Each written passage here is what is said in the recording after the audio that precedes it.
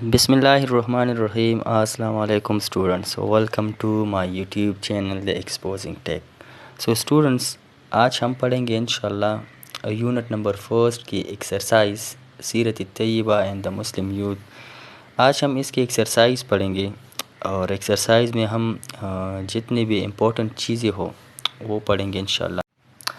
तो writing suggestion में सबसे पहले नंबर पर इन्होंने लिखा है कि भाई प्री राइटिंग स्ट्रेटजी, यानी राइटिंग सजेशन में जो प्री राइटिंग स्ट्रेटजी है, जो pre writing strategy mean before, यानी राइटिंग करने से पहले जो स्ट्रेटजीज़ है, जो हिकमत अमली है वो क्या क्या है। उन्होंने यहाँ पर 6 स्ट्रेटजीज़ का जिक्र किया है। Free writing strategy mean to make a plan or to clarify your ideas.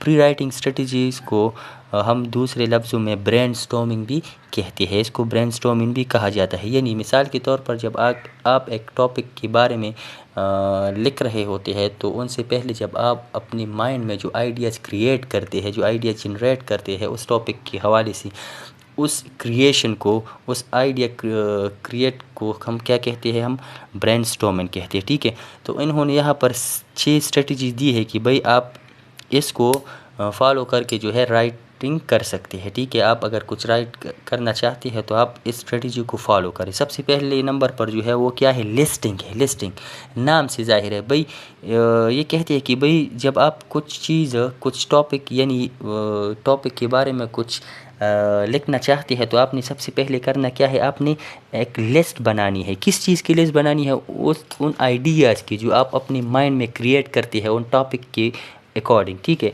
तो लिस्टिंग में हम क्या करते हैं, हम मेक अ लिस्ट, यानी लिस्ट बनाते हैं। ठीक है, उस आइडिया को, उस आइडियाज़ यानी उस आइडियाज़ के लिए, यानी उस आइडियाज़ की हम एक लिस्ट बनाते हैं। ठीक है, दूसरे नंबर पर हमारे पास जो है क्लस्टरिंग है। Clustering mean connect to ideas. जब आपने लिस्ट बनाई तो उन लिस्ट में आपको करना क्या है भाई, जब 2 आइडियाज़ जो एक दूसरे के साथ सिमिलर है, आपने क्या करना है, उन दोनों को कनेक्ट करना है। ठीक है, तो clustering mean connecting of 2 ideas. ठीक है, थर्ड नंबर पर हमारे पास फ्री राइटिंग है। Free writing mean free hand, यानी आपके पास फ्री हैंड होगा, इख्तियार होगा आपके पास कि अगर आप किसी चीज़, किसी टॉपिक के बारे में लिखना चाहती है तो आप भाई लिखिए, जितना आप लिखना चाहते हैं आप लिखिए, आपके पास फ्री हैंड है। ठीक है, उसके बाद आपने फिर क्या करना है, आपने लूपिंग करनी है। ठीक है, looping mean specific idea. After free writing आपने करना क्या है, उन फ्री राइटिंग से आपने जो स्पेसिफिक पॉइंट्स हो या आइडियाज़ हो, आपने उसको जो है वो निकालना है। लूपिंग में आपने करना क्या है, उनसे स्पेसिफिक आइडिया को निकालना है। ठीक है, फिर आपने करना क्या है, उस टॉपिक के हवाले से आपने अपने आप से क्वेश्चंस करनी है भाई कि ये मैं जो लिख रहा हूँ, ये मैं क्या लिख रहा हूँ, ये मैं क्यों लिख रहा हूँ, ये मैं कहाँ से कहाँ के बारे में लिख रहा हूँ, कब लिख रहा हूँ। यही सारे क्वेश्चन, जो जर्नलिस्ट क्वेश्चन इसे कहा जाता है, आपने यही सारे क्वेश्चन अपने आप से करनी है। इससे क्या होगा कि आपका जो टॉपिक होगा ना, ये हर एंगल से कंप्लीट होगा, परफेक्ट होगा। ठीक है, अगर मिसाल के तौर पर कोई आप पर क्रिटिसाइज़ भी करना चाहे तो वो क्रिटिसाइज़ नहीं कर सकेगा, क्योंकि आपका जो टॉपिक होगा ना वो हर एंगल से परफेक्ट होगा। ठीक है, तो ये प्री राइटिंग स्ट्रेटजी है, इसको फॉलो करके आप कोई भी राइट कर सकते हैं। मिसाल के तौर पर आप पोइट्री कर सकते हैं, आप शॉर्ट स्टोरी लिख सकते हैं, अदर स्टोरीज़ लिख सकते हैं, एसेज लिख सकते हैं। तो ये एक जो है सजेशंस थी इन लोगों की कि अगर आपने कुछ लिखना है तो आप इसी तरीके से लिखिए, इन स्ट्रेटजीज़ को जो है फॉलो करके लिखिए, तो आपकी जो राइटिंग स्किल्स हो वो और भी परफेक्ट हो जाए। अच्छा, अब पेज नंबर 6 पर हमारे पास है वोकेबलरी एंड ग्रामर में IPA। IPA stand for international phonetics alphabets. ठीक है, phonetics mean the study of phonemes. ठीक है, और फ़नीम हम आगे पढ़ेंगे कि भाई फ़नीम क्या चीज़ है। ठीक है, सो आप सबको पता होगा कि भाई हमारे पास जो इंग्लिश अल्फ़ाबेट्स है वो कितनी है, वो 26 है। ठीक है, इंग्लिश अल्फ़ाबेट्स हमारे पास 26 है, लेकिन यहाँ पर ये फ़ोनेटिक्स अल्फ़ाबेट्स के बारे में बात कर रहे हैं तो फ़ोनेटिक्स अल्फ़ाबेट्स हमारे पास कितनी है, 44 है। ये आप ये बात जो है ना जहन में रखिए कि भाई हमारे पास इंग्लिश अल्फ़ाबेट जो है A to Z वो 26 है, और फ़ोनेटिक्स अल्फ़ाबेट जो है हमारे पास 44 है। अब ये फ़ोनेटिक्स अल्फ़ाबेट्स क्या चीज़ है ये मैं आपको समझाऊंगा। ठीक है, समझने की कोशिश करें आप। कि भाई फ़ोनेटिक्स जो है हमारे पास क्या है, द स्टडी ऑफ फ़नीम है, ठीक है, द स्टडी ऑफ फ़नीम्स है। अब फ़नीम्स हमारे पास क्या है, फ़नीम्स हमारे पास द स्टडी ऑफ एलोफोन है। एलोफोन मीन्स साउंड, यानी phoneme is the study of sound, ठीक है। तो हमारे पास जो 26 है इंग्लिश अल्फ़ाबेट्स वो अल्फ़ाबेट्स है, ठीक है। और जो हमारे पास जो फ़ोनेटिक्स अल्फ़ाबेट्स है जो 44 है, ये हमारे पास क्या है, साउंड्स है, ठीक है।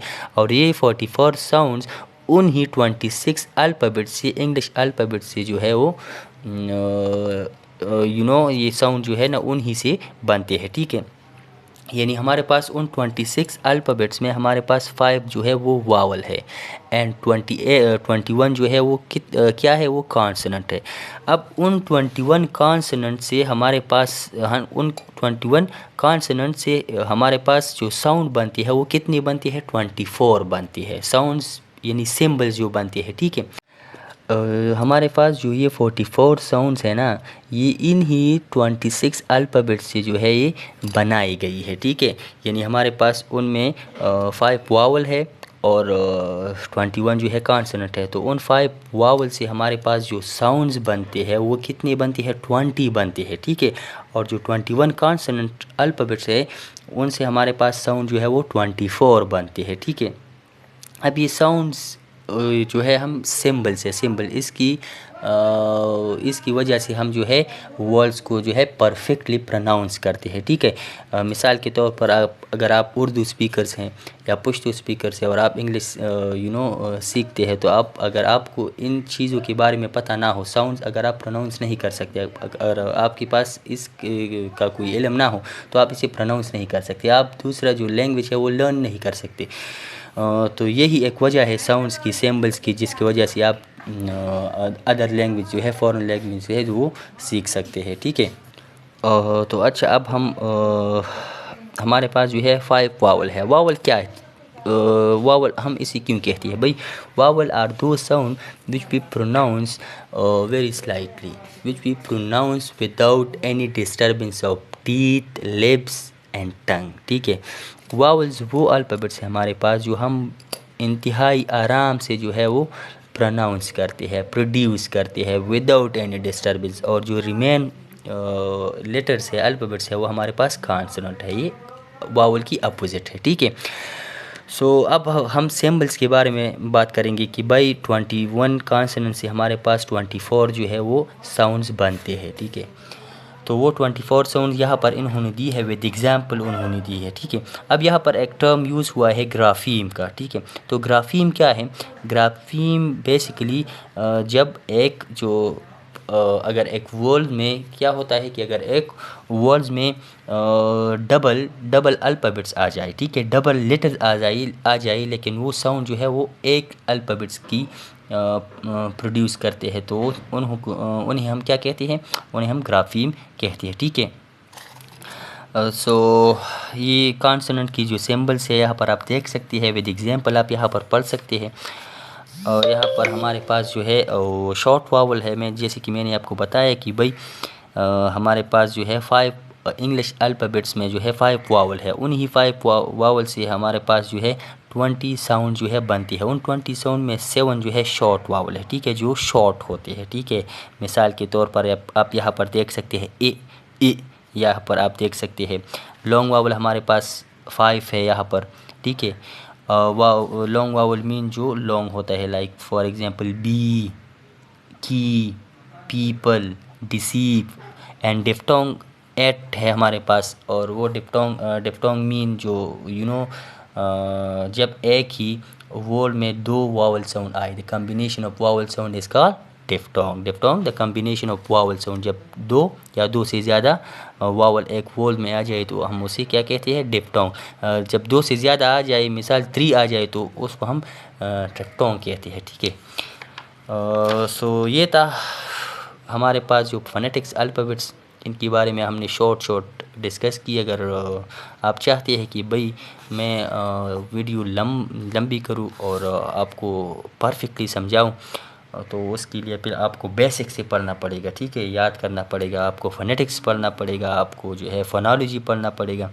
आपको जो है मॉर्फोलॉजी, सिंटैक्स, सेमेंटिक्स, प्रैग्मेटिक्स, आपको ये सारी चीज़ें पढ़नी होगी, ठीक है। लेकिन यहाँ पर सिर्फ इन्होंने जिक्र फ़नीम्स का किया है, तो हमने सिर्फ और सिर्फ फ़नीम्स के बारे में पढ़ा कि भाई फ़नीम्स है क्या चीज़। फ़नीम इज़ बेसिकली साउंड्स को हम कहते हैं, phoneme is the study of sounds, ठीक है। तो हमारे पास कितने साउंड है? 44 साउंड है।